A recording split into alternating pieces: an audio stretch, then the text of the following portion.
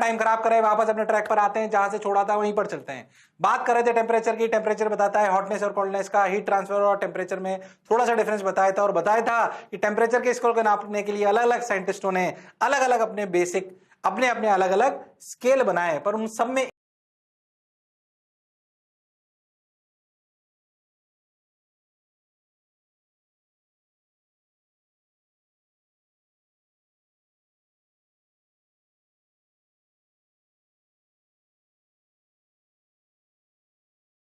मैं तो कह रहा हूं अपन खुद एक स्केल बना लेते हैं, एनवी स्केल।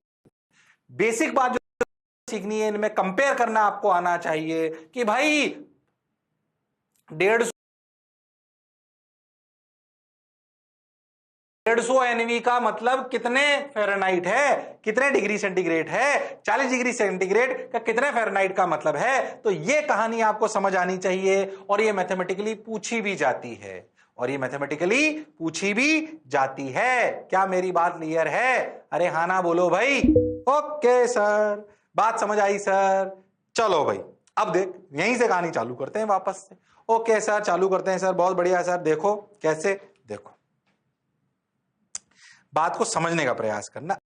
अब जैसे मान लो, ऐसे फील करो कि डिग्री सेंटीग्रेड और सेल्सियस में समझाने का प्रयास करता हूं तुमको। पहले ये मान लो कि डिग्री सेल्सियस वाला, ये डिग्री फ़ारेनहाइट वाला, ठीक।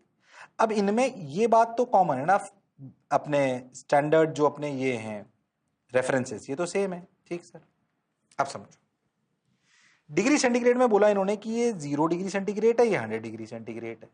और फ़ारेनहाइट में बोला कि ये 32 डिग्री फ़ारेनहाइट है और ये 212 है। ऐसा समझो, आप फील करने के लिए फील करो कि इस लेंथ को हमने 100 पार्ट्स में तोड़ दिया। अरे हाँ ना बोलो भाई, बिल्कुल सही। ऐसे ही इसको हमने कितने पार्ट्स में तोड़ दिया, कितने पार्ट्स में तोड़ दिया? इसको हमने तोड़ दिया 180 पार्ट्स में।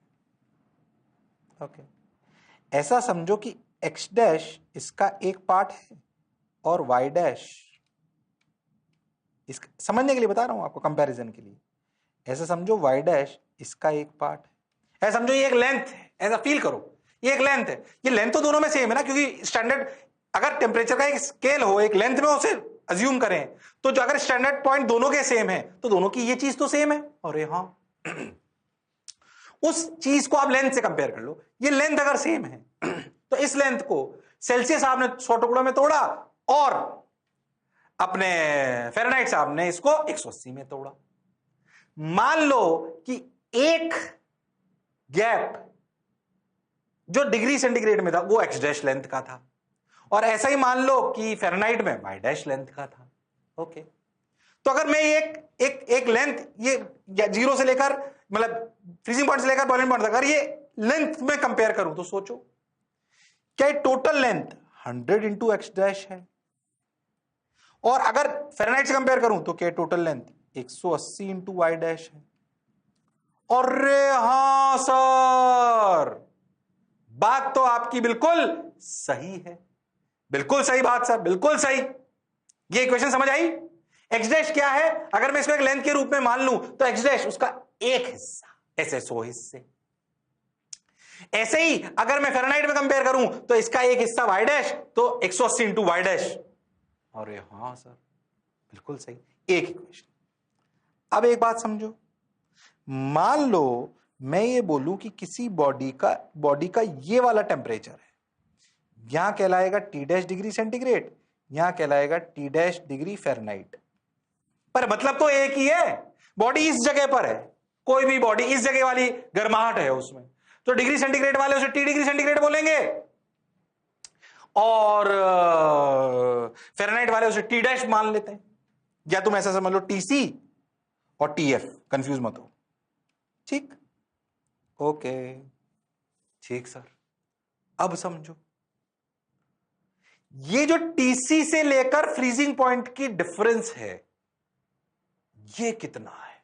बोलो भाई, ये डिफरेंस कितना है? बोलो भाई, अरे बोलना पड़ेगा भाई, ये डिफरेंस कितना है? भाई टीसी डिग्री जब नापता हूं तो बेस को 0 मानता हूं, और जब जब TF डिग्री मानता हूं तो बेस को 32 मानता हूं। तो यहां से लेकर यहां तक जो 180 गैप था वो 212 माइनस 32 था। हाँ, तो सोचो ये गैप कितना है? ये गैप है TF degree minus 32 degree Fahrenheit. हाँ, अच्छा ये गैप कितना है? ये यहां से लेकर यहां तक ये गैप कितना है? ये गैप है TC डिग्री माइनस 0 डिग्री। ध्यान से देखो तो क्या अगर अपन इसको लेंथ में कंपेयर करें तो क्या फिर से ये लेंथ और ये लेंथ सेम है? अरे हाँ सर, बात तो आपकी सही है, बात तो आपकी बिल्कुल सही है, बिल्कुल सही। अरे हाँ, अब सोच, अब सोच क्या करें, क्या करें, क्या करें, क्या करें, क्या करें? सही सा तो लग रहा है सर। अब सोचो, क्या ये लेंथ अगर x है या जो भी ये लेंथ है, ये तो है तो सेम बात ना, ये TF माइनस 32 डिग्री और TC माइनस 0 डिग्री, ये लेंथ से अगर अपन देखें तो सोच के देखो, क्या ये लेंथ से अगर कंपेयर करें, देखो यहां पे ये जो पूरी टोटल लेंथ थी ये पहले 100x डैश और 180y डैश ऐसे कंपेयर करी गई है। और हाँ सर, अब कंपेयर करने का प्रयास करो, ये TF डिग्री माइनस 32 डिग्री के करस्पॉन्डिंग जो लेंथ होगी, हाँ हाँ, मान लो इसमें कितने गैप आए भाई, ये असलियत में y dash 32 plus y dash 32 plus y dash 32 plus 2y dash 32 plus 3y dash, जितने भी नंबर ऑफ टर्म्स आए, ये लेंथ तो कॉमन रही ना। अरे हाँ सर, बात आपकी सही है। तो आप बिल्कुल ध्यान से समझना जो मैं कह रहा हूं, आपको ध्यान से समझ, क्या TC degree minus 0 degree into x dash equal to क्या TF degree minus 32 degree into y dash? अरे हाँ, अरे हाँ भाई, टोटल लेंथ थी ना, एक्स डैश क्या है? एक गैप। जैसे पहले आपने 100 इंटू एक्स डैश करा तो लेंथ आ गई ना। अरे हाँ हाँ हाँ हाँ हाँ हाँ हाँ, एक पैरामीटर आ गया ना। अरे हाँ, ऐसे के TC degree minus 0 degree Fahrenheit degree जो भी मान रहे हो एक्स डैश इक्वल टू क्या है? बराबर होनी चाहिए, क्योंकि ये गैप्स बराबर हैं, इनका मतलब सेम है। हाँ सर, अपन ने क्या करा था समझ रहे हो ना, 100 गैप बन गए थे ना वहां पर। अरे हाँ, तो 100 गैप बने into x dash equal to 180 degree into y dash, क्या है वो लेंथ थी। अरे हाँ, ऐसे अगर मैं किसी बॉडी का टेम्परेचर जनरल ले लूं तो ये लेंथ तो सेम है ना। अब गैप कितने बचे इसमें? TC माइनस 0, तो TC माइनस 0 गैप है इंटू एक्स डैश, वो लेंथ आ गई, ये वाली लेंथ। ऐसे ही TF degree minus 32 degree into y dash, वो गैप आ गया। अरे हाँ सर, हालांकि फॉर्मूले रटने हैं आपको, तो सोच 2 डिवाइडेड बाई 1 करो, फील करना थोड़ा। TC minus 0 upon 100 equal to TF minus 32 upon 180। ओ हो, ये फॉर्मूला आ गया कौन से स्केल को कंपेयर करने का? डिग्री सेंटीग्रेड और डिग्री फ़ारेनहाइट। ओ हो, इसको पता है किसी से भी कंपेयर कर सकते हो आप, कोई भी जनरल स्केल ले लो, NV वाला कोई भी। सोच देख क्या लिखा हुआ है, ये देख ध्यान से, पता है क्या है?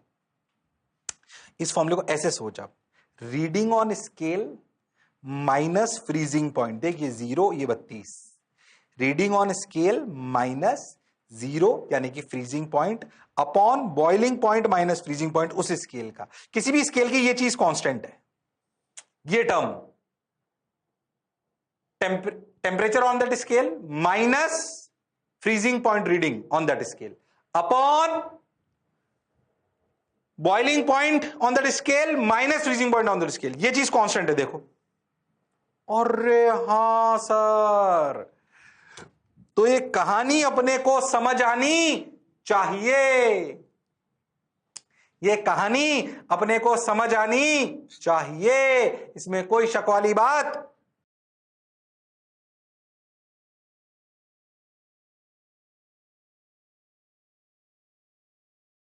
नहीं है? अरे हाँ ना तो बोलो, अरे सोच लो। हाँ सर, अरे हाँ सर, ओके, बात तो सही लगी सर, बहुत बढ़िया सर। अच्छा तुम देखो, तुम्हें दो स्केल और दिखे, रेमर स्केल और रैंकिन स्केल ज्यादा नहीं आते, पर ये भी कई साइंटिस्टों के नाम है, यानी तो मैंने बीच में घुसा दिया ऐसे ही। बोलो क्लियर? क्या कंपैरिजन करना आता है? याद क्या रखना है? Temperature on the scale minus freezing वाली value upon boiling minus freezing वाली वैल्यू, ये कांस्टेंट है। अब किसी भी स्केल को कंपेयर कर सकते हो आप किसी भी स्केल को कंपेयर कर सकते हो, उनके स्टैंडर्ड पॉइंट्स पर, रेफरेंसेस पर जो वैल्यू मानी गई है वो याद होनी चाहिए। तो आप किसी भी दो स्केल की रीडिंग को कंपेयर कर सकते हो। प्रूफ तो यानी कि प्रूफ तो मैंने फील के लिए कराया है, बाकी आपको ये याद होना चाहिए। और हाँ सर, ये याद होना चाहिए। क्या मेरी बात क्लियर है? अरे हाँ ना तो बोलो, अरे सोच लो, अरे पक्का? हाँ सर, बात तो क्लियर है आपकी, ये याद होना चाहिए भैया। चलो भाई ठीक, उतार लिया क्या? अब सवाल कराते हैं फॉर्मूले पे। ये फॉर्मूला याद होना चाहिए, सवाल करोगे अपने आप समझ आ जाएगा तुमको भी। 2-3 सवाल करेंगे, क्लैरिटी आ जाएगी, घबराओ मत। टेम्परेचर स्केल समझ में आना चाहिए, कैसे उसको बोला गया है। चलो भाई, अरे आगे बढ़ जाएं क्या? अरे सोच लो, अरे पक्का, अरे गारंटीड? हाँ सर, बढ़ जाओ, आगे बढ़ जाओ। तो चलो आओ, देखो भाई। On a Reaumur scale, the freezing and boiling points of water are 0 and 80 degree respectively. If the temperature on the Reaumur scale is 32 degree, find out the corresponding reading on the Fahrenheit scale. ओहो, जब 32 degree rumour scale पे नापेंगे तो बताओ Fahrenheit scale पर क्या values होंगी? Fahrenheit scale पे lower value 32 degree Fahrenheit और अपर वैल्यू 212, ये आपको याद होनी चाहिए, दे रखी है, आप ऐसा समझें। अब करके बता दो, फॉर्मूला लगाओ, आंसर आ जाएगा। फॉर्मूला लगाओ, आंसर आ जाएगा। फॉर्मूला लगाओ, आंसर आ जाएगा। गड़बड़ मत करना, ये सवाल तुम कर सकते हो पीछे का फॉर्मूला लगा के, वो हुनर वो काबिलियत तुम में है। अरे हाँ भाई, कर सकते हो, अरे सोच लो, अरे हाँ हाँ, अरे हाँ हाँ भाई, कर सकते हो।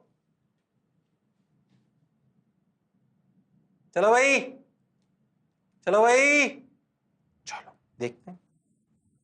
सर ने सिखाया टी आर का 0/80 - 0 TF -32 अपॉन 212 -32, समझ आया क्या करा? अरे हाँ, TR/80 equal to TF -32 upon 180, 0 ने 0 को मार दिया, ये 4 ये 9, तो 9 TR equal to 4 TF -32 into 4 128। सही लिख रहा हूं क्या? अरे हाँ, 128, बिल्कुल सही। 4 2 जा 8, 4 3 जा 12, बिल्कुल सही। लो भाई, तो कितना आंसर आया? 9 TR - 4 TF। TR कितना है भाई? TR कितना है? ये रहा 32, तो 9 इंटू 32 इक्वल टू 4 TF -128। 9 2 जा 18, 9 3 जा 27, क्या कर रहा हूं मैं? 9 2 जा 18, 9 3, मैंने कहीं गड़बड़ करी क्या? ये सब सही तो कर रहा हूँ? अरे हाँ, तो डायरेक्ट ही कर लेते ना, कंफ्यूज क्यों है अपन?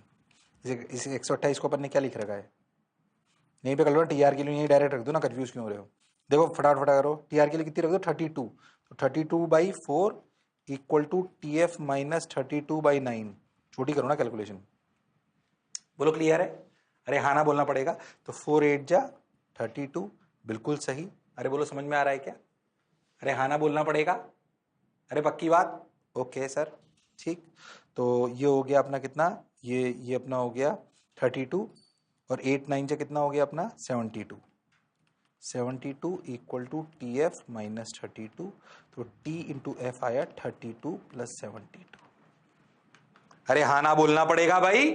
ओहो, 32 + 72 कितना हो गया? 104 डिग्री फ़ारेनहाइट। अगर फॉर्मूला याद रहे तो सवाल करना बड़ी बात नहीं है। अगर फॉर्मूला याद रहे तो सवाल करना बड़ी बात नहीं है। फॉर्मूला कैसे आया फील कराया आप, ज्यादा उसमें परेशान होने की आवश्यकता नहीं है। बच्चा कभी कभी कंफ्यूजन होता है, आपको तो बात याद होनी चाहिए। अरे यस और नो, यस सर, कोई बुराई वाली बात नहीं है, कोई कष्ट वाली बात नहीं है। ओके सर, सो 104 डिग्री फ़ारेनहाइट आ गया आंसर। तो अगर रिमर स्केल पर हम 32 डिग्री हैं तो भैया फ़ारेनहाइट स्केल पर 104 डिग्री फ़ारेनहाइट होंगे। कुछ भी कंपेयर कर सकते हो, बताओ। एक और कर ले सवाल। Find out the temperature at which the magnitude in degree Celsius and degree Fahrenheit are same. ऐसा कोई टेम्परेचर हो जिसमें डिग्री फ़ारेनहाइट और डिग्री सेल्सियस की रीडिंग सेम आए, क्या ऐसा हो सकता है? अगर हो सकता है तो बताओ। यानी कि मैग्नीट्यूड ऑफ टीसी और टीएफ सेम है। अरे हाँ, करके बता दो। सेल्सियस का बेस तुम जानते हो 0 और 100, और इसका जानते हो 32 और 212। करो सवाल। यानी कि टीएफ और टीसी बराबर हो गए। कर सकते हो तुम, मेरी जरूरत नहीं है। अरे कर दो, अरे कर दो, अरे हाँ ना तो बोलो भाई, कर दो, अरे सोच लो। हाँ सर, कर तो सकते हैं सर, कर तो सकते हैं सर, कर सकते तो करो, कर सकते हो तो करो। देखो वही TF माइनस 32 बाई, इनको x ही मान लो ना दोनों को, तो पहले f वाला लिखो, x minus 32 by 180 equal to x minus 0 by 100। इसने इसको मार दिया, ये 5 ये 9। ओके, तो 5x माइनस 32 इंटू 5 तो 160, 5 2 जो 10, 5 3 15, 160 इक्वल टू 9x। बिल्कुल सही। तो 5x सही कर रहा हूँ ना एकदम? हाँ, तो 9x minus 5x is 4x equal to minus 160, x की वैल्यू माइनस 40। यानी कि माइनस 40 डिग्री सेंटीग्रेड और माइनस 40 डिग्री फ़ारेनहाइट एक तरीके की टेम्परेचर है, बिल्कुल सेम टेम्परेचर है। ओ हो, माइनस 40 डिग्री सेंटीग्रेड और माइनस 40 डिग्री फ़ारेनहाइट एक ही बात है। हाँ, तो इस वाली वैल्यू पर इनका मैग्नीट्यूड सेम हो जाता है, इस वाली वैल्यू पर इनका मैग्नीट्यूड सेम हो जाता है। मैथ से आ गया साहब। ये दोनों स्टैंडर्ड इलस्ट्रेशन होते हैं, मतलब स्टैंडर्ड स्केल होते हैं, इसलिए इन पे ज्यादा बात होती है। बोलो क्लियर है?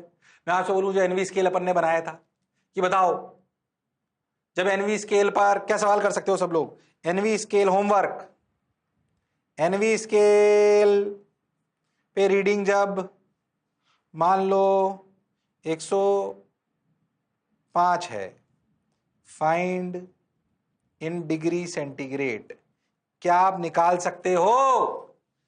एनवी स्केल का बेस क्या मान लेता? 50, मैक्सिमम क्या था? 500। आंसर आ जाएगा। एक्चुअली आपके पास सवाल ऐसे आते हैं, फॉल्टी थर्मोमीटर, फॉल्टी थर्मोमीटर मतलब ऐसे सवाल ऐसा आएगा, faulty thermometer, faulty thermometer, thermometer खराब हो गया, तो खराब हो गया तो उसने बोला कि वो नापता है 15 जब फ्रीजिंग पॉइंट है, नापता है 140 जब बॉइलिंग पॉइंट है। बताओ जब वो नापेगा 60 तो बताओ डिग्री सेंटीग्रेड में क्या वैल्यू होगी? क्या हम फॉर्मूले लगा सकते हैं? अरे हाँ ना तो बोलना पड़ेगा, अरे सोच लो, अरे पक्का, अरे बोलो भाई। हाँ हाँ हाँ सर, बात तो आप सही कह रहे हो, मौज के साथ कह रहे हो, जोरदार कह रहे हो। ठीक सर, ठीक, बिल्कुल बढ़िया, बिल्कुल बढ़िया। ठीक, कैसे सवाल बहुत सारे कर सकते हैं, बहुत बढ़िया। ओके, ये पीछे की पूरी कहानी किसकी थी? ये थी थर्मोमेट्री, टेम्परेचर के बारे में ज्यादा बात करनी थी बेसिकली अपने को, टेम्परेचर स्केल्स के बारे में ज्यादा बात करनी थी। हालांकि अपने प्रेशर, वॉल्यूम, डेंसिटी, इन पे भी बात कर ली थी, बेसिक टर्म्स। बेसिकली थर्मोमेट्री मतलब when we are dealing with temperature, temperature की बेसिक बात, टेम्परेचर स्केल की बेसिक बात, साइंटिस्टों को सम्मान दे दिया। बोलो क्लियर? अब छोटा सा हिस्सा एक और, जिसे अपन बोलते हैं कैलोरीमेट्री। ओके, इसी का पार्ट है वो, थर्मोमेट्री के आगे। जब दो चीजों को मिला लें गर्म ठंडे को तो क्या टेम्परेचर बराबर हो जाएगा, ये पढ़ेंगे इसमें। ठंडा पानी गर्म पानी मिलाया, ठंडे का टेम्परेचर लगता, गर्म का लगता, बताओ अब क्या होगा। 1 किलो मिलाया तो क्या होगा, आधा किलो मिलाया तो क्या होगा, ऐसे सवाल। ये सब कैलोरीमेट्री है। बोलो क्लियर? तो पढ़ना चालू करते हैं। देखो भाई, अपन कैलोरीमेट्री पढ़ने से पहले अपने को हीट, जो हीट एनर्जी है ना, हीट बेसिकली हीट का मतलब हीट ट्रांसफर। अच्छा सर, मैंने याद करो थोड़ा डिफरेंस समझाया था आपको टेम्परेचर और हीट ट्रांसफर में। हाँ अब समझो, heat is the form of energy that is transferred between systems और ऑब्जेक्ट्स व्हेन डिफरेंट टेम्परेचर्स। हाँ ये बात तो हम पहले भी कर चुके हैं, जब दो बॉडी के बीच का डिफरेंस टेम्परेचर होगा। इसको लिखने की दोबारा जरूरत नहीं, जानते हो तुम, हीट ट्रांसफर में तुम्हें बता चुका हूं। हीट क्या है, जब दो बॉडीज के टेम्परेचर में डिफरेंस हो तो उनको अगर मिलाया जाए या साथ में लाया जाए तो भाई उनके टेम्परेचर की डिफरेंस की वजह से उनमें एनर्जी का ट्रांसफर होता है।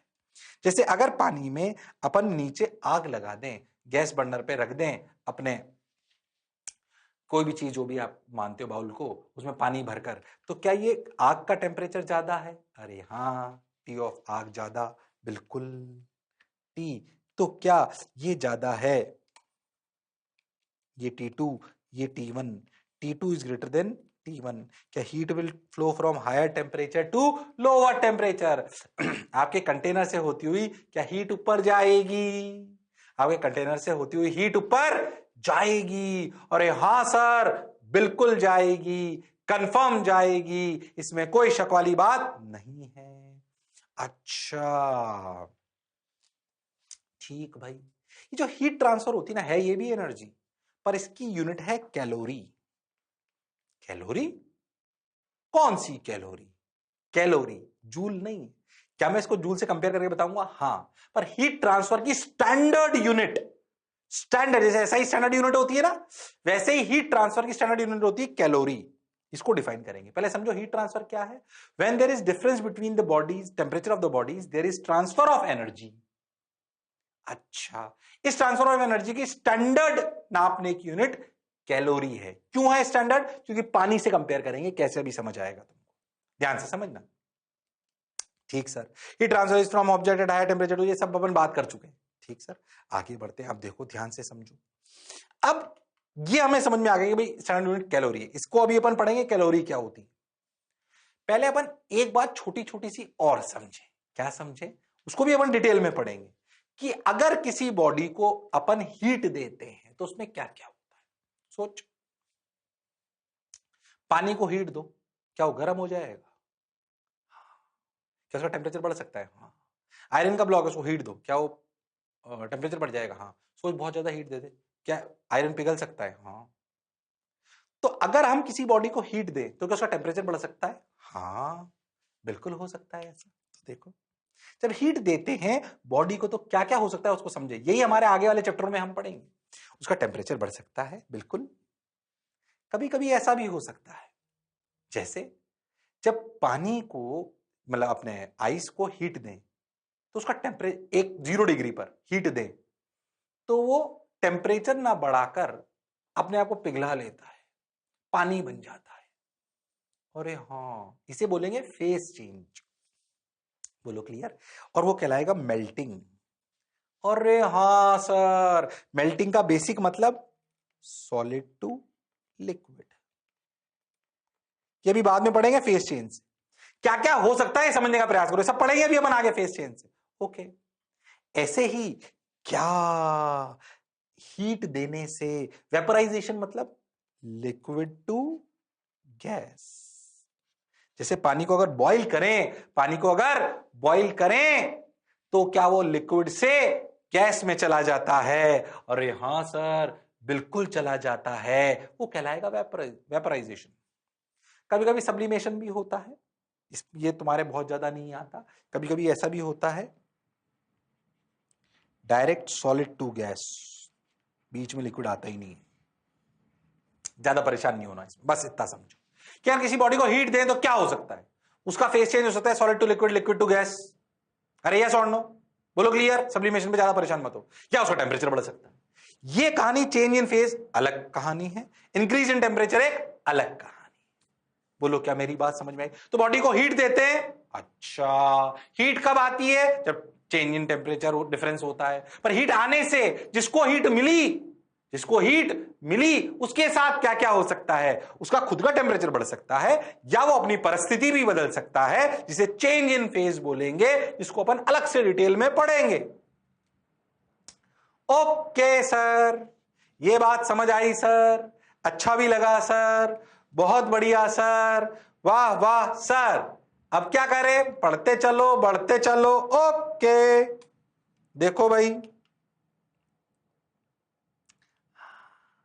अब डिफाइन करता हूं वो जो हीट है उसमें क्या मतलब है 1 कैलोरी का। मुझे कितनी पानी स्टैंडर्ड है, 1 कैलोरी का मतलब कि मेरे को अगर 1 ग्राम पानी का टेम्परेचर, स्टैंडर्ड डेफिनेशन है याद होनी चाहिए, अगर 1 ग्राम पानी का टेम्परेचर 14.5 डिग्री से 15.5 डिग्री बढ़ाना है तो जितनी एनर्जी देनी पड़ेगी वो 1 कैलोरी कहलाएगी। याद रखना है, ये स्टैंडर्ड है, मैंने नहीं बनाई, स्टैंडर्ड है जिससे पूरा वर्ल्ड चल रहा है, जिसको बेस मानकर। व्हाट डू यू मीन, एक फिक्स रेफरेंस तो बनाना पड़ेगा ना, कितनी एनर्जी को 1 कैलोरी माना गया। अगर 1 ग्राम पानी नॉर्मल 180 एटमॉस्फेयर प्रेशर पर 1 ग्राम पानी का टेम्परेचर 14.5 डिग्री से 15.5 डिग्री बढ़ाने के लिए जितनी एनर्जी चाहिए उसे 1 कैलोरी कहते हैं। डेफिनेशन याद होनी चाहिए, डेफिनेशन याद होनी चाहिए, परेशान होने की जरूरत नहीं है। ओके सर, डेफिनेशन याद होनी चाहिए। चलो भाई, ठीक भाई, अब चलो। ओके ओके ओके ओके ठीक है, याद रखना है भाई, ये बिल्कुल क्या याद रखना है कि the amount of heat required to increase the temperature of 1 gram of water from 14.5 degree to 15.5 degree at atmospheric pressure is 1 calorie. Standard बात है, आपको याद होनी चाहिए। अरे क्या वो कहां गया, ये रहा। अच्छा, अब इस कैलोरी का 4.18 जूल कैसे, ये जूल से कंपैरिजन करा, कंपैरिजन ये कैसे आया मैं तुम्हें समझाता हूं। एक्चुअली क्या है, कैसे आया ये भी बताता हूं। इसे बोलते हैं मैकेनिकल इक्विवेलेंट। अभी याद उसको समझेंगे अपन, मैकेनिकल इक्विवेलेंट ऑफ हीट। अच्छा पहले बताओ, जैसे एक तो हमने आग लगाई, बिल्कुल लगाई, सोच के देखो तो टेम्परेचर बढ़ाने के 2 तरीके हैं, ध्यान समझना। देख तू, मैं तो बताता हूं। अगर तू किसी चीज को जैसे तो भी गर्म हो जाएगा, देख हाथ भी गर्म हो गया, जबकि पहले दोनों सेम टेम्परेचर पे थे, क्योंकि हमने मैकेनिकल वर्क करा। ये मैकेनिकल वर्क है, क्या ये भी हीट में कन्वर्ट हो सकता है? हाँ। एक ब्लॉक को ऊपर से नीचे गिराएं, क्या वो गर्म हो सकता है? हाँ, क्योंकि मैकेनिकल वर्क करा। ओके ओके, अब मैकेनिकल इक्विवेलेंट ऑफ हीट क्या है? तो एक स्टैंडर्ड डेफिनेशन तो आ गई कैलोरी से। किससे? कैलोरी से, कि भैया 14.5 डिग्री से 15.5 डिग्री जब बढ़ता है टेम्परेचर तो जितनी एनर्जी चाहिए उसे 1 कैलोरी बोलते हैं। अच्छा, अब हमारी जो स्टैंडर्ड यूनिट्स है एसआई की, एनर्जी की, और हम हीट को उसी से कंपेयर कर रहे हैं तो जूल में है। हाँ सर, ये बात भी सही है। अच्छा, अब हम क्या करें, ऐसा समझो कि एक अपन एक कंटेनर ले लें। ये तो नीचे आया, क्या एक टेम्परेचर बढ़ सकता है? बिल्कुल बढ़ सकता है। गर्म हो गया, देखो लाल होता हुआ दिखाया। Heat is directly proportional to work. अच्छा, J W equal to J H, J is called, अभी आ जाएगा, उसके लिए परेशान मत हो। ठीक, अब देख, जो अपनी आने वाला उसको समझने का प्रयास करो। इधर देख, वो मैं समझाता हूं तेरे को। यहां पे देख, मान लो, क्या समझो कि तुम एक कंटेनर लो ऐसे, और उसमें 1 ग्राम पानी भर लो, समझना, और ऊपर है ना एक वो लगा लो, ऐसा समझो कुछ भी, एक वो जिसमें ऐसे वो है, घुमाने वाला नहीं होता ऐसे। अब सोचो उसको जोर जोर से घुमा, मैकेनिकली क्या पानी को टंबल करोगे? क्या तुम अपने हाथ की एनर्जी, इस जिसको भी आप, जो भी बिलोना, जो भी आप बोलना चाहो, उसकी मदद से क्या वो एनर्जी आप पानी को दे रहे हो? क्या पानी गर्म हो सकता है? अरे हाँ सर, तो मैं तो मैकेनिकल कार्य कर रहा हूं ना। अरे हाँ सर, सोच, क्या मैं इस पानी को जोर जोर से हिलाऊं? हाँ सर, हिला सकते हैं। और जोर जोर से हिलाऊं यानी कि मैं मैकेनिकल कार्य कर रहा हूं। अब पानी मान लो 14.5 डिग्री पे था और उसका टेम्परेचर बढ़ गया 15.5 डिग्री, तो जो मैंने कार्य करा ना मैकेनिकल, क्या उसने भी वही कार्य करा जो हीट कर रही थी 1 डिग्री बढ़ाने के लिए? अरे हाँ, तो यानी कि ये मैकेनिकल कार्य और वो 1 कैलोरी की डेफिनेशन सेम बात है। अरे हां, सोचो, मैकेनिकल कार्य कर कर आप अगर 1 ग्राम पानी का टेम्परेचर, 1 ग्राम पानी का टेम्परेचर सोच के देखो, 14.5 डिग्री से 15.5 डिग्री कर दो, हो, तो जो कार्य आपको करना पड़ा वो क्या 1 कैलोरी के बराबर होना चाहिए? अरे हां सर, वो कार्य आया 4.18। ओ हो, तो ध्यान से देखो, ओ हो, ध्यान से देखो पीछे क्या लिखा, 1 कैलोरी इक्वल टू 4.18 जूल। अरे हाँ सर, हाँ, J is called mechanical equivalent of heat. J gives how many joules of mechanical work is needed. समझ में आया? How many joules of work, mechanical work is needed to raise the temperature of 1 gram of water by 1 degree centigrade. Heat and work are equivalent.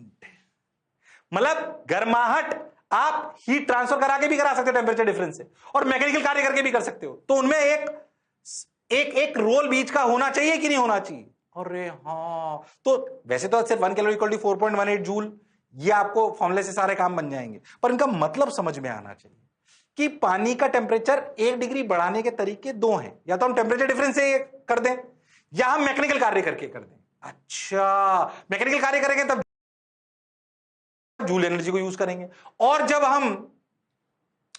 हम बात करेंगे किसकी, जब हम बात करेंगे कैलोरी की, तो भैया वो हीट ट्रांसफर होगा टेम्परेचर डिफरेंस से। हाँ, तो उनको कंपेयर करा गया। Heat produce in a system is directly proportional to the mechanical work done on it.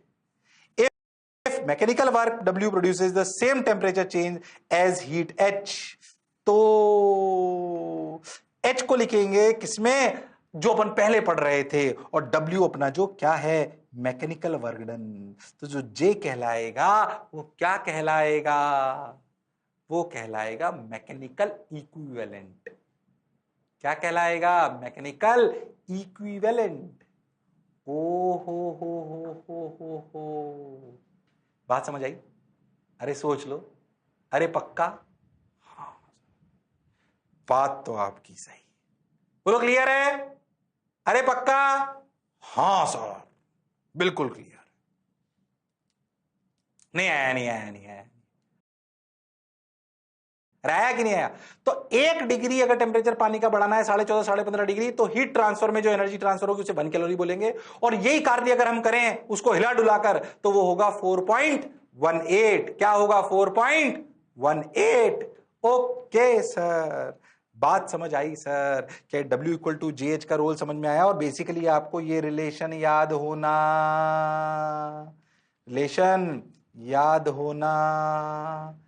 चाहिए। बाकी ये तो फील वाली कहानी थी, फील वाली कहानी, मुझे लगा ही नहीं तुम्हें आया। अरे हाँ ना तो बोलो, अरे सोच लो। हाँ सर, हाँ सर, बोलो क्लियर? अरे पक्का? अरे गारंटीड? ओके सर, बिल्कुल क्लियर है सर, पक्का? Yes sir. हाँ, तो ये अपने को क्लियर हो गया, कि भाई मैकेनिकल इक्विवेलेंट ऑफ हीट क्या होता है। 1 कैलोरी बराबर 4.18 जूल, लगभग 4.2 ले लेते हैं इसको, तो अपने को समझ में आता है कि भाई हीट को अपन हीट को या तो हीट ट्रांसफर से लाते हैं या फिर मैकेनिकल वर्क डन से भी इसको अपन ला सकते हैं। ठीक भाई, बहुत बढ़िया, बहुत सुंदर। आगे चलते हैं और देखिए क्या भाई, देखो एक और चीज होती है जिसे अपन बोलते हैं स्पेसिफिक हीट। क्या बोलते हैं? Specific heat. क्या मतलब है इसका, समझो। मान लो कोई भी चीज है, कोई भी चीज हो सकती है, पानी, ऑयल, आयरन, कॉपर, कुछ भी। अगर उस चीज का 1 ग्राम का, कितने का, 1 ग्राम का टेम्परेचर, मान लीजिए कोई एक चीज ए है, चीज या कोई भी, कुछ भी हो सकता है, लिक्विड, सॉलिड, कुछ भी। अगर मान लीजिए कि दो चीजें ए और बी, इनका 1-1 ग्राम है और इनका टेम्परेचर 1-1 डिग्री से बढ़ाना है, कितने से? 1-1 डिग्री से। तो ये पाया गया कि इन दोनों का टेम्परेचर 1-1 डिग्री से बढ़ाने के लिए जो एनर्जी चाहिए, जो हीट ट्रांसफर चाहिए, वो सेम होगा कि अलग अलग? अलग अलग होगा। हर मेटेरियल की प्रॉपर्टी अलग अलग है, किसी को ज्यादा चाहिए, किसी को कम चाहिए। अरे हाँ ना बोलना पड़ेगा भाई। कोई कम हीट में ही अपना 1 ग्राम का 1 डिग्री बढ़ा लेता है, कोई ज्यादा हीट लेकर अपने 1 ग्राम का 1 डिग्री बढ़ाता है। ये मटेरियल की प्रॉपर्टी है। ऐसी चीज को कहते हैं स्पेसिफिक हीट। क्या कहते हैं? टर्मिनोलॉजी याद होनी चाहिए। क्या बोलते हैं? Specific heat. Okay, the amount of heat required bye a unit mass of substance. Unit mass मतलब 1 ग्राम, 1 किलो, 1 यूनिट मास। अपन ग्राम से समझने का प्रयास कर रहे हैं। Of substance to raise its temperature by 1 degree centigrade. कोई एक फिक्स यूनिट, 1 ग्राम, 1 किलोग्राम, जो भी जनरली 1 ग्राम से अपन समझते हैं, का टेम्परेचर अगर 1 डिग्री से बढ़ाना हो तो कितनी हीट चाहिए? तो कितनी हीट चाहिए, उसे कहते हैं specific heat of that material या लिक्विड या गैस पे भी अपन ऐसे ही बात करेंगे। गैस में और प्रोसेसेस वगैरह भी आ जाएंगे, आप आगे पढ़ोगे। चलो भाई, ये बात हम समझ गए। जैसे अगर अपन बात करें तो पानी की स्पेसिफिक हीट होती है 1 कैलोरी पर ग्राम पर डिग्री सेंटीग्रेड। और यहां ये तो हम जानते हैं। क्या हमने डेफिनेशन ऑफ 1 कैलोरी ऐसे लाया था? याद कर, 14.5 से 15.5 डिग्री। 14.5 डिग्री से 15.5 डिग्री क्या 1 डिग्री का डिफरेंस है। उसमें अगर 1 ग्राम पानी का टेम्परेचर बढ़ाने के लिए जो एनर्जी चाहिए उसे 1 कैलोरी कहते हैं। 14.5 से 15.5 इसलिए लिया कि और किसी टेम्परेचर पे थोड़ा, अगर जैसे मान लो 2 डिग्री से 3 डिग्री बढ़ाए, 3 डिग्री से 4 डिग्री बढ़ाए, तो थोड़ा सा 1 कैलोरी में मुश्किल से 0.1%, 0.2% का वेरिएशन आता है। पर एग्जैक्ट जो डेफिनेशन है वो है 14.5 डिग्री से 15.5 डिग्री। बाकी सब 1 डिग्री के चेंज के लिए भी लगभग 1 कैलोरी होता है। इसलिए स्पेसिफिक हीट ऑफ वाटर को कांस्टेंट मान लिया गया है और वो बोला गया है 1 कैलोरी पर ग्राम पर डिग्री सेंटीग्रेड। इस 1 कैलोरी पर ग्राम पर डिग्री सेंटीग्रेड को सोचो, अगर तुम जूल पर केजी में कन्वर्ट करो तो सोचो 1 कैलोरी क्या 4.2 जूल है? तो 4.2 जूल पर ग्राम पर डिग्री सेंटीग्रेड। 1 ग्राम को किलोग्राम में कन्वर्ट करो तो 10⁻³ केजी। ऊपर चला जाएगा तो क्या आएगा? 4200 joule per KG per degree centigrade. 1 calorie पर ग्राम पर डिग्री सेंटीग्रेड याद रखना आसान होता है। अरे हां ना तो बोलना पड़ेगा सर। वाटर का और आइस का अगर ये डेटा याद रह जाए तो सवाल करने में थोड़ा सा आसान रहता है। आइस की स्पेसिफिक हीट जो कि पानी से ही बना है, पर जब वो आइस की फॉर्मेट में चली जाती है तो सोचो उसकी स्पेसिफिक हीट आधी हो जाती है सिर्फ और सिर्फ 1/2 कैलोरी पर ग्राम पर डिग्री सेंटीग्रेड या 2100 joule per KG per degree centigrade. पहले स्पेसिफिक हीट क्या सिर्फ वाटर के लिए होती है? नहीं, वाटर स्टैंडर्ड है इसलिए उसको हटा रहा हूं। किसी भी चीज के लिए हो सकती है। What do you mean by specific heat? Energy required to raise the temperature of 1 unit mass by 1 degree is known as specific heat of the material denoted by S. इसको जनरली डिनोट करते हैं S से। इसकी अगर ऐसा unit की बात करें तो अपन जानते हैं जूल पर केजी पर केल्विन। जूल पर केजी पर केल्विन। अरे हां सर, बात तो आपकी सही है। ध्यान से देख, केल्विन और डिग्री सेंटीग्रेड 1 का डिफरेंस था। याद कर, ये भी 0 से 100 डिग्री सेंटीग्रेड था। ये 273 केल्विन से याद करो तो कितना? ये 373 केल्विन था।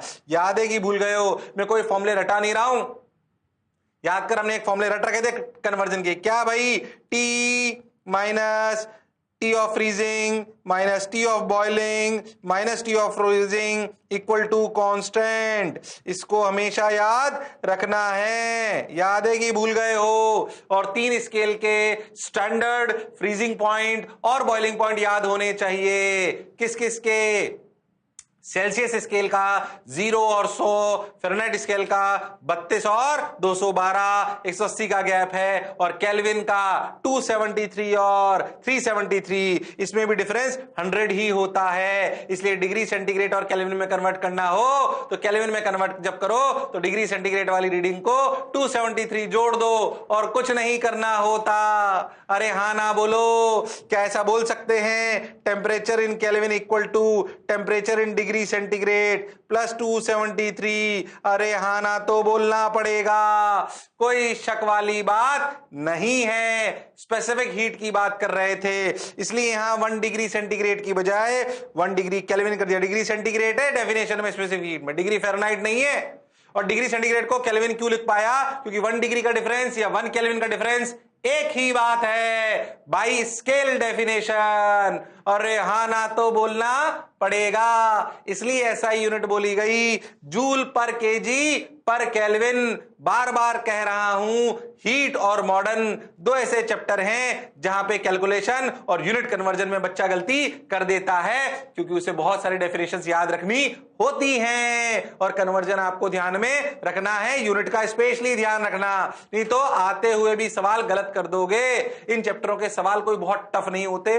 फॉर्मूले ज्यादा होते हैं, छोटे छोटे कॉन्सेप्ट बहुत सारे होते हैं और यूनिट कन्वर्जन आपको बेसिक आने चाहिए, इसलिए शर्माने की आवश्यकता नहीं है। अरे हाँ ना तो बोलो। हाँ सर, बात तो आपकी बिल्कुल सही है। ठीक भाई, ये बात समझ में आ गई। तो amount of heat required by unit mass of substance to raise, और वाटर की और आइस की हमें याद भी हो गई, ये हमें क्लियर है। बोलो क्लियर? क्या स्पेसिफिक हीट का मतलब समझ पाए? यस सर, बिल्कुल समझ पाए। आगे बढ़ते हैं। Find out the heat required to raise the temperature of 2 kg water from 5 degree. मैंने अभी कोई फॉर्मूला नहीं बताया, बस मैंने तो बताया स्पेसिफिक हीट क्या होता है। अब तू जानता है कि 1 रुपए में 2 आम तो 2 रुपए में 4 आम। अरे यस और नो? यस। मैं तेरे को बोलूंगी 2 किलो पानी है, कितना? 2 किलो। उसका टेम्परेचर में 5 डिग्री से 10 डिग्री बढ़ाना है। बताओ कितनी हीट चाहिए? मैंने कोई फॉर्मूला नहीं बताया, पर तू खुद कर सकता है।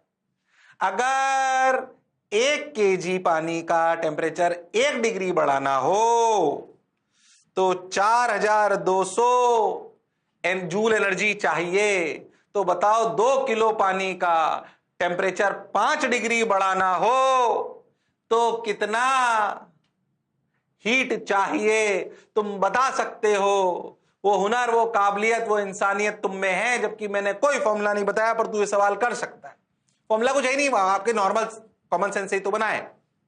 चलो बोलो भाई, अरे बोलो भाई, अरे हाँ ना तो बोलना पड़ेगा, अरे सोच लो, अरे पक्का, अरे हाँ हाँ बोलो भाई। ओके सर, तो find out the heat required to raise the temperature of 2 kg water from 5 degree to 10 degree centigrade. ठीक है सर, ठीक है सर। देखो भाई सर, 4200 जूल, कॉमन सेंस से चलते हैं, पर केजी पर डिग्री सेंटीग्रेड, मतलब 2 kg का 1 डिग्री से बढ़ाने के लिए कितना चाहिए? 4200 इंटू 2, अरे हां, यानी कि 8400 जूल फॉर पर डिग्री सेंटीग्रेड फॉर 2 kg। अच्छा, 2 किलो का अगर 1 डिग्री से बढ़ाऊं तो 8400 चाहिए, 1 किलो के लिए 4200 चाहिए ना? अरे हाँ सर, तो 1 डिग्री से अगर 2 किलो का बढ़ाना हो तो क्या 8400 चाहिए? अरे हाँ, पर हमें 1 डिग्री थोड़ी बढ़ाना है, हमें तो डेल्टा टी क्या 5 डिग्री बढ़ाना है। ओहो, अब सोचो 2 किलो का 1 डिग्री से बढ़ाने के लिए 8400, तो 5 डिग्री से बढ़ाने के लिए फॉर 5 डिग्री राइज क्या 8400 शुड बी मल्टीप्लाइड बाय 5? अरे हाँ ना तो बोलना पड़ेगा, बिल्कुल सही सर। 8 5 जा 5 4 जा 20, हाँ 5 4 जा 20, 8 5 जा 40, तो 4 2 42,000। और हाँ sir, 42,000 joule is the energy required. तू ध्यान से देख, तो तूने हीट को क्या लिखा, ध्यान से समझ। तूने पता क्या लिखा? देख m, ये देख 2 किलो। देख तूने फॉर्मूला ये लाने के लिए क्या करा, देख 2 इंटू स्पेसिफिक हीट इंटू 5। ध्यान सोचिए, 2 क्या है? Mass into specific heat into delta T. अरे हाँ सर, तो अगर हीट निकालनी हो तो क्या ms डेल्टा टी लिख सकते हैं? कितनी हीट चाहिए? m kg को या m मास के बॉडी को डेल्टा टी टेम्परेचर बढ़ाने के लिए अगर उसकी स्पेसिफिक हीट पता हो, फॉर्मूला आया ms डेल्टा टी। कितना आया? ms delta T. पहले तो जो मैं बोला क्या चमका, पहले आंसर देख लो, आंसर आ गया क्या? अरे हाँ 42,000 जूल। जो हमने पढ़ा, जो समझा, बिल्कुल सही है। फॉर्मूले को समझने का प्रयास करो। हीट कितनी आई? ms delta T. लॉजिकल है वो। और हाँ सर, जितना टेम्परेचर बढ़ाना है, कितना मास है इनटू स्पेसिफिक हीट। ओहो हो, तो जूल की यूनिट आ जाएगी, मतलब एनर्जी की यूनिट आ जाएगी। अब वो कैलोरी में पूछे तो कैलोरी में, जूल में पूछे तो जूल में। आपके ऑप्शन में देखो भाई किसमें पूछ रहा है, जिसमें पूछ रहा हो उसी में अपनी बात करनी चाहिए, इसमें कोई शक वाली बात नहीं है। ओके सर, चलो भाई, चलो भाई, पक्का? Yes sir, got your point sir, बात समझ आई सर? 42,000 जूल, ठीक है भाई, ठीक है भाई। The amount of required by unit mass of substance to raise its temperature by 1 degree अपन जानते हैं, ध्यान से समझो। ये तो अपनी स्पेसिफिक हीट है। क्या है? Specific heat. ये तो अपन जानते हैं। टोटल m मास की कितनी चाहिए? देखो ध्यान से, अगर m मास का टेम्परेचर बढ़ाना है, Q बराबर ms डेल्टा T। ये फॉर्मूला रात को 2 बजे भी याद होना चाहिए। इससे मतलब है हमें ऐसी स्पेसिफिक हीट। ठीक है, बहुत बढ़िया। ये Q equal to integration ms d t when, ये कब? When specific heat is a function of temperature। ऐसा कम होता है, पर अगर कभी हो जाए तो ऐसा ही करेंगे।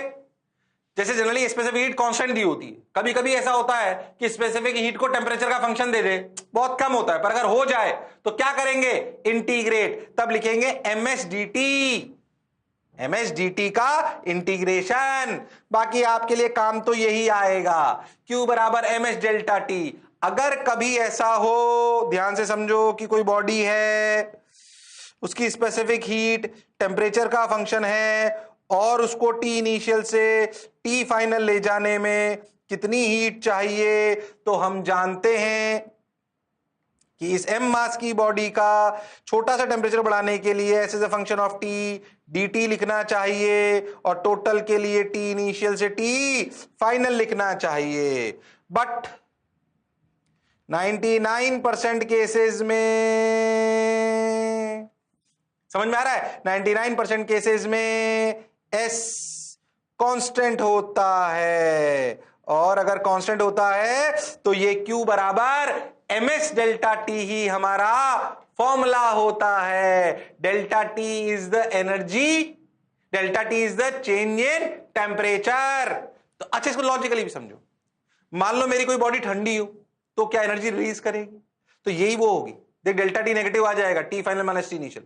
क्यू नेगेटिव आने का क्या मतलब? उसने एनर्जी रिलीज कर दी, और क्यू पॉजिटिव आने का मतलब उसने एनर्जी ले ली। इसलिए कंफ्यूज मत हो ना बिल्कुल। क्या है? बेसिक सी बात, स्पेसिफिक हीट और सिंपल Q बराबर ms डेल्टा टी का फॉर्मूला आपको समझ आ रहा है? अरे हां ना तो बोलना पड़ेगा, अरे सोच लो, अरे पक्का? हां सर, बात तो समझ आ रही है, अच्छा भी लग रहा है। तो Q बराबर ms delta T. Okay sir, basic सी बात सर, समझ आई सर, आगे बढ़ जाओ सर। ओके, फॉर्मूला याद रहेगा। ये कब यूज लेते हैं? इंटीग्रेशन ms dt, बहुत कम आता है, कभी आ जाए तो कर लेना। चलो भाई, ठीक है भाई। अच्छा भाई, ये बात समझ में आ गई, स्पेसिफिक हीट समझ में आ गई, ये समझ में आ गया। और आगे चलते हैं, चीजों को पढ़ते हैं, चीजों को समझते हैं। सोच, Q बराबर ms डेल्टा टी फॉर्मूला पढ़े बिना भी तू सवाल कर पाया था, इसलिए उसको देख के घबराओ मत, तुम कर सकते हो। ठीक सर, आ जाओ भाई। Find out the heat required to raise the temperature of 1 kg iron by 50 degree centigrade. फटाफट बता दो, शर्म आ गई मुझे कराते हुए। Specific heat of iron 8400 joule per KG per degree centigrade. शर्म आ रही है? फटाफट बता दो। Q होता है m1 इंटू 8400 इंटू 50। अरे बोलो क्लियर है क्या? अरे बोलो क्लियर है क्या? ओके, तो फिर से आंसर आ गया 4.2, ध्यान से देखो तो 4, 2, 1, 2, 3, 4, तो 4.2 kilo joule, sorry 4.2 into 10⁵ joule. कभी कभी इसको किलो जूल में भी लिख देते हैं, तो इसे लिख सकते हैं 420 किलो जूल। किलो जूल भी कई बार यूनिट चलती है इसमें जनरली। क्या ये सवाल कर पाए तुम लोग? क्या ऐसा सवाल आएगा कर लोगे? मैं तो कह रहा हूं कोई टफ पूछ ले यार, मैं तो कह रहा हूं कोई मटेरियल ऐसे समझना, ऐसे पूछ ले कोई आपसे। ठीक, कैसे मैं बताता हूं आपको। मान लो कि मैं आपसे बोलूं, ऐसे ही होमवर्क है, मैं आपसे बोलूं कि 1 kg की बॉडी है, इसकी स्पेसिफिक हीट ऐसी है, कैसे मैं बताता हूं। मान लो ऐसे समझो 2T temperature, 2T plus 3T², कुछ भी ले लिया मैंने, बोलो ऐसे, बोलो clear, okay. Find heat required to raise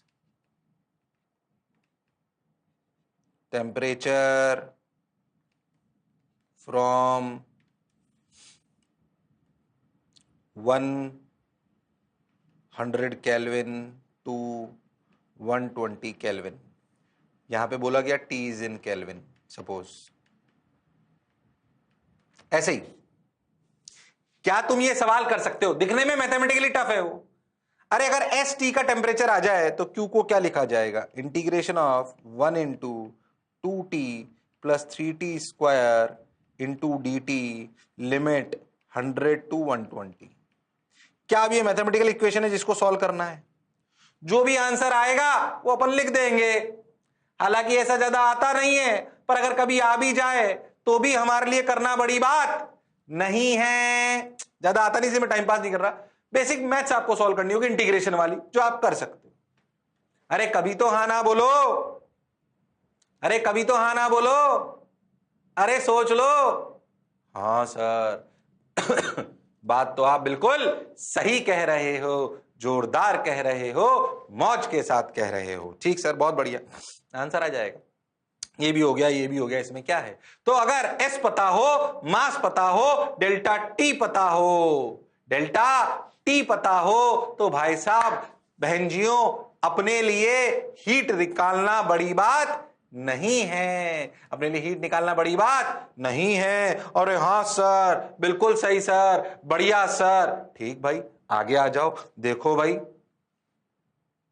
two metallic blocks A and B of mass 2 kg and 1 kg at initial temperature 80 and 30 degree respectively are kept apart. Find out the final temperature of the blocks if they are brought in contact with each other. Basically law of mixing की तरफ जा रहे हैं अपन। पहले कोई law of mixing का किताबों से डरा नहीं रहो, पहले कॉमन सेंस की बात करो। जब एक गर्म बॉडी और एक ठंडी बॉडी को अपन मिलाते हैं, जब एक गर्म बॉडी और एक ठंडी बॉडी को अपन मिलाते हैं, क्या करते हैं? मिलाते हैं, तो क्या गर्म बॉडी अपनी एनर्जी ठंडी को देती है और उसका टेम्परेचर बढ़ता है और गर्म वाली ठंडी होती है। ऐसा तब तक होता है जब तक दोनों का टेम्परेचर सेम ना हो जाए। क्या ये हम जानते हैं? तो ये मिलाने वाला सवाल है, इसको अपन किताबों में लॉ ऑफ मिक्सिंग के नाम से जानेंगे। अभी लिक्विड मिलाएंगे तब। पहले अपन कॉमन सेंस से करते हैं। मैं क्या लॉ, कॉमन सेंस हमारा काम करता है। अरे यस और नो? Yes sir. तो two metallic blocks A and B of mass 2 kg and 1 kg at initial temperature 80 and 30 degree respectively are kept apart. Find out the final temperature of blocks if they are brought in contact with each other for some time. उसने ए की specific heat भी दे दी, B की भी दे दी, सब calorie में चल रहा है। ध्यान देना, मासेस 2 kg 1 kg में दे रखे हैं। ठीक भाई, बहुत बढ़िया, अच्छा भाई। तो अपन करते हैं बात, आगे चलते हैं। अब इनको अपन ने मिला लिया, लो भाई मिल गए। तो क्या हीट ट्रांसफर हुई? हाँ भाई बिल्कुल हुई, हीट ट्रांसफर हुई सर। फाइनल टेम्परेचर दोनों का सेम हो गया भाई, दोनों मिले, हीट ट्रांसफर हुई और फाइनली दोनों का टेम्परेचर सेम हो गया। बिल्कुल सही सर। अब देखो एक बात समझो, जो हीट इसने, ऐसा माना जाएगा जो हीट ए ने दी वही तो बी ने ली। अरे हाँ, मान लो कि इनका फाइनल टेम्परेचर टी हो गया। Heat given by A equal to heat taken by B. Yes और नो? ऐसे सवालों में हमेशा यह मानना है कि कोई लॉस नहीं हो रहा है, unless and until mentioned, unless and until mentioned. Okay, अब सोचते हैं हीट गिवन बाय ए। ए का टेम्परेचर घटा, ए का टेम्परेचर घटा कि बढ़ा? घटा कि बढ़ा? इसका इनिशियल कितना था 80, टी ए इनिशियल 80, इसका टी बी इनिशियल कितना था 30। अब सुन, heat given by A, heat A का मास कितना 2 kg, पर स्पेसिफिक हीट कैलोरी पर ग्राम में दे रखी है, तो उसे लिख लेते हैं 2000 gram into specific heat 2 calorie पर ग्राम। समझ में आया मैंने 2000 क्यों लिखा, पहले बिल्कुल सही चलेंगे। इंटू डेल्टा टी, क्या टेम्परेचर जो फाइनली आया, क्या वो आया, ध्यान से समझो, क्या उसने जो हीट दी वो दी 80 से टी हो गया, तो टी बढ़ाए कि 80 बढ़ाए, टी 80 बढ़ाए। ओके, तो जो हीट अगर गिवन पॉजिटिव क्वांटिटी माने तो कैसे लिखना चाहिए, change in temperature 80 minus T. T छोटा है ना तो 80 माइनस टी लिखेगा ना, तभी तो हीट गिवन एक पॉजिटिव क्वांटिटी आएगी। अरे हाँ सर, बिल्कुल सही, बिल्कुल बढ़िया। अच्छा ठीक है, ठीक। Heat taken by B 1000 gram into 4 calorie into change in temperature कितना हुआ, टी माइनस 30। पॉजिटिव बना के लिखेंगे, बोलो क्यों। Heat given is a positive quantity, heat taken is a positive quantity. अब आप डेल्टा टी को समझदारी से लिखना। अरे हाँ ना तो बोलना पड़ेगा, बोलो क्या बात समझ आई है या नहीं आई है। सर बिल्कुल आई है। टिचक टिचक टिचक टिचक टिचक टिचक, 0 0 को मार दिया, 2 2 ने 4 को मार दिया। अरे हाँ, तो 80 minus T equal to T minus 30, तो 80 plus 30 is 110 equal to 2t। T की वैल्यू आई 55 डिग्री सेंटीग्रेड। और हाँ सर, जो पढ़ा जो समझा बिल्कुल सही है। पहले बताओ जो मैं बोला क्या चमका। अरे हाँ ना तो बोलना पड़ेगा, अरे पक्का। अरे हाँ सर, पक्की बात, अरे गारंटीड। यस, बिल्कुल सही सर, बिल्कुल सही आंसर आ गया। अरे आया कि नहीं आया, अरे सोच लो, अरे गारंटीड। हाँ सर, बात तो आप बिल्कुल सही कह रहे हो, मौज के साथ कह रहे हो। ठीक भाई, ठीक भाई। तो blocks if they are brought in contact with each other, सवाल सॉल्व। अब कई बार क्या करते हैं ना, तुम्हें ऐसे सर ये पॉजिटिव नेगेटिव में कंफ्यूजन हो रहा है, तो कभी आप ऐसे भी कर सकते हो कि Q A plus Q B equal to 0। मतलब इसका क्या मतलब है, टोटल हीट ट्रांजैक्शन अगर कोई लॉस नहीं हो रहा है शुड बी इक्वल टू 0। ये होना चाहिए ना। तो आप क्यू ए को क्या लिखते हैं, ऐसे लिख सकते हो m1, मतलब आप क्यू का फॉर्मूला क्या था, M H delta T. Delta T में टी क्या था, T final minus T initial. अपने आप क्यू में से एक प्लस हो जाएगा और एक माइनस हो जाएगा, अगर आपको कंफ्यूजन से बचना है तो टोटल हीट ट्रांजैक्शन ए और बी के बीच में 0 होना चाहिए ना। हाँ, और आप फॉर्मूला लिख दो एम एच डेल्टा टी, और डेल्टा टी में स्टिक कर लो T final minus T initial. अपने आप एक का टेम्परेचर कम एक का ज्यादा होगा तो एक पॉजिटिव आ जाएगा और एक नेगेटिव आ जाएगा, और कुल मिलाके 0 हो जाएगा, क्योंकि कुल मिलाके हीट ट्रांजैक्शन 0 होना चाहिए, लेन देन 0। अरे हाँ ना बोल। तो ऐसे भी कर सकते हो आप, जैसे आप ऐसे समझो तो Q A 2000 into specific heat 2 T final T minus 80 plus 1000 into 4 into final temperature T minus 30 should be equal to 0। ध्यान से देखो तो यही इक्वेशन है, एक प्लस आ जाएगा और एक माइनस आ जाएगा। मुझे लगा ही नहीं तुम्हें आया। T equal to 55 degree centigrade. तो आप ऐसे भी सोच सकते हो अगर प्लस माइनस के कंफ्यूजन से बचना है, और अगर आपको लेन देन समझ में आता है, जितना लिया उतना दिया, ऐसे भी करके करना है। जैसे आपको अच्छा लगे वैसे आप कर सकते हो। इसे बाद में आप अभी जो मैंने सिखाया ना, इसे आप अभी आगे देखोगे लॉ ऑफ मिक्सिंग के नाम से। इसके नाम से, लॉ ऑफ मिक्सिंग के नाम से। कंफ्यूज होने की जरूरत नहीं है। चलो भाई आगे चलते हैं। ओहो, लॉ ऑफ मिक्सचर जो मैंने अभी आपको समझाया वही। द हीट लॉस बाय, जो भी समझाया ना सवाल, देख मैं सवाल पहले करा रहा हूं, कॉन्सेप्ट पहले बता रहा हूं, ठीक है। कॉन्सेप्ट पहले, मतलब सवाल पहले करा दिया, कॉन्सेप्ट बाद में बता रहा हूं, पर तेरे लिए कॉमन सेंस है वो। The heat lost by a hot body is equal to the heat gained by the cold body when they are mixed and attained the same temperature। मान लो गर्म पानी ठंडा पानी अपन मिला दे तो क्या उनका ठंडा पानी एनर्जी लेगा गर्म पानी एनर्जी देगा, कुल मिला के 0 होगा, फाइनल टेम्परेचर सेम होगा, heat gain equal to heat loss अपने को समझ आता है जो भी बताया। Heat loss equal to water substance equal to heat gain by cooler substance. चाहो तो उतार लो फटाफट, जो भी सिखाया वही है भाई, नोट्स बनाने के लिए फटाफट। किताबों में ऐसे लॉ ऑफ मिक्सचर के नाम पे बोलते हैं, कंफ्यूज होने की जरूरत नहीं है। चलो भाई,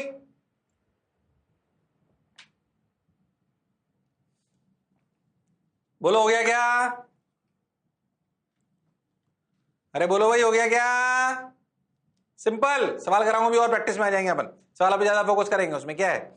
चलो भाई, ऐसे ही जो मैंने अभी सेकंड मेथड बताया था ना, the exchange of heat continues to take place till the temperature of substance becomes even. दो को अपन ने मिलाया तो final temperature m1 plus m2 जो अपना बना मिक्सचर का T फाइनल हुआ। ध्यान से देखो तो m1 s1 T initial, T1 minus T final, T final minus T2 initial. बोलो क्या ये बात अभी समझाई थी वही है?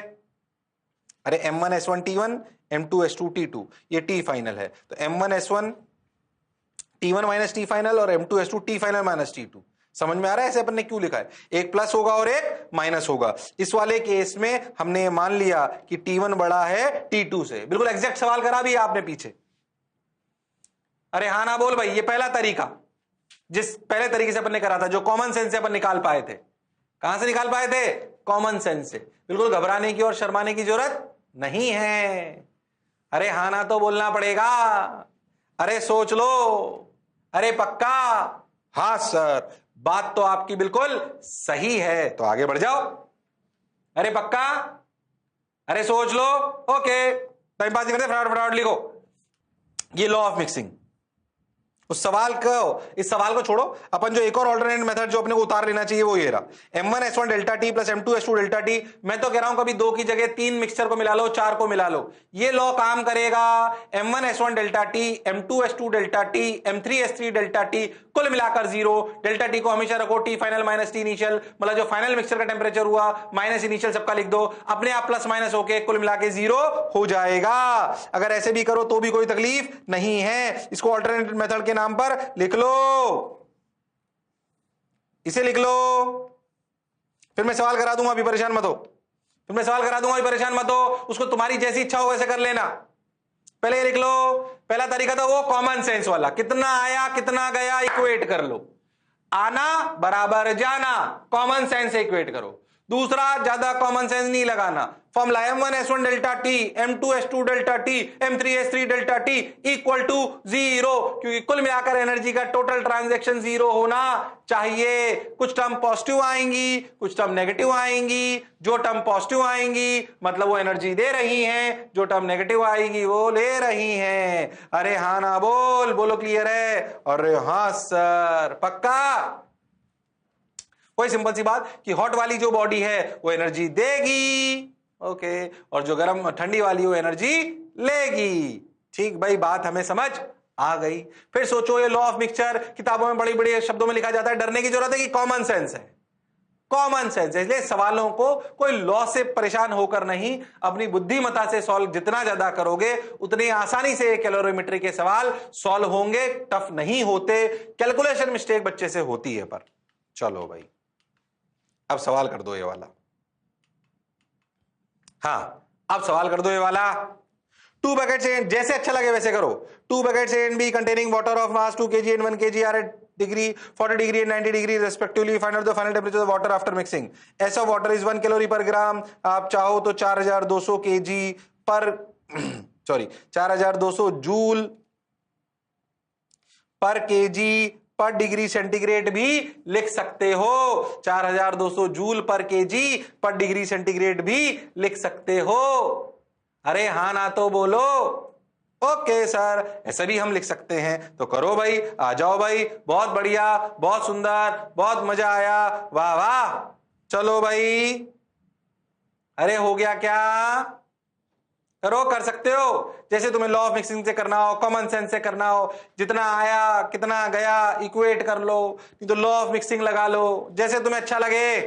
बोलो भैया, मैं लॉ ऑफ मिक्सिंग से कर लेता हूं चुपचाप। फाइनल टेम्परेचर मान लेते हैं T, ठीक, तो पहले इसको लिखो 2 ×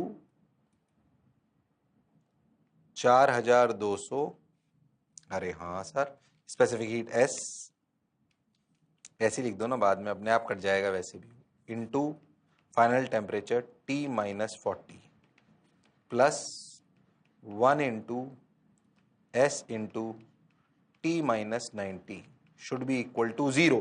M1 S1 delta T, T final minus T initial, अपने आप प्लस माइनस आ जाएगा। S ने S को मार दिया। ओके, तो 2T minus 80 equal plus T minus 90 equal to 0। Okay, तो 3T इक्वल टू 170, तो T की वैल्यू कितनी आई? 685। सही कर रहा हूं क्या? सही लिख रहा हूं ना मैं? सही तो लिखा मैंने? अरे हाँ ना तो बोलना पड़ेगा, बिल्कुल सही चल रहा है। लो भाई, तो T की वैल्यू आई 170/3 डिग्री सेंटीग्रेड। 75 कहां से आया? सॉरी 85 कहां से आया? 170/3 डिग्री सेंटीग्रेड। कोई समस्या वाली बात नहीं है, बिल्कुल बेसिक सी कैलकुलेशन, आंसर आ गया। लो भाई, अरे आया कि नहीं आया? तो ऐसे सवाल अभी और कराऊंगा, जैसे तुम्हें अच्छा लगे वैसे कर लेना। बोलो भाई, बोलो भाई, करा दूं एक आध सवाल और? अरे पक्का? ओके सर, आ जाओ सर, करा दो सर। ये तो हो ही गया, आंसर अल्टरनेट हो गया, तो 170/3 आ गया, समझ आ गया हमको। चलो भाई, 3 बकेट, 3 मिला लिया। 3 bucket A B and C कर सकते हो तुम लोग, containing water of 2 kg 4 kg 3 kg are temperature 5 8 10 respectively find out the final. ये कर सकते हो, लॉ ऑफ मिक्सिंग से करो, एक लाइन में आंसर आ जाएगा फटाफट। गड़बड़ मत करना, स्पेसिफिक हीट की जरूरत ही नहीं, कट जाएगी।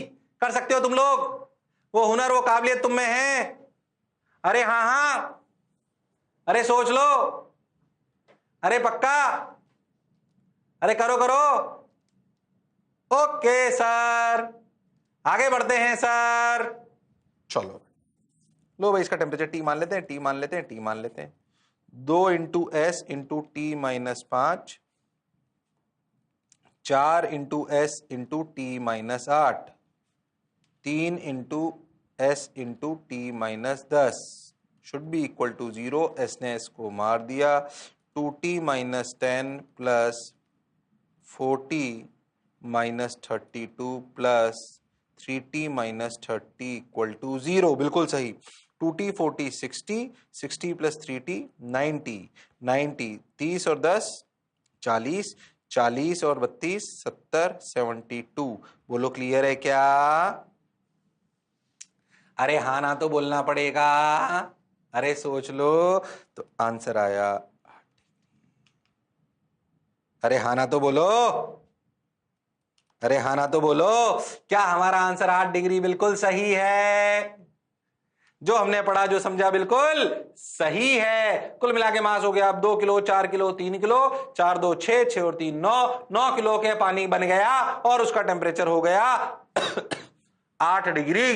ध्यान से सोचो, तो 4 की जो में केजी में शायद कोई एक्सचेंज नहीं हुआ, 3 केजी वाले ने 2 केजी का टेम्परेचर बढ़ा के 9 केजी को भी 8 डिग्री पे ले आए। हो गया। अब सोच में 3 की जगह 4 पानी मिलाऊं, 5 मिलाऊं, उससे कोई फर्क पड़ने वाला नहीं है, उससे कोई फर्क पड़ने वाला नहीं है। अरे हाँ ना तो बोलो, अरे सोच लो, अरे गारंटीड? हाँ सर। अरे पक्का?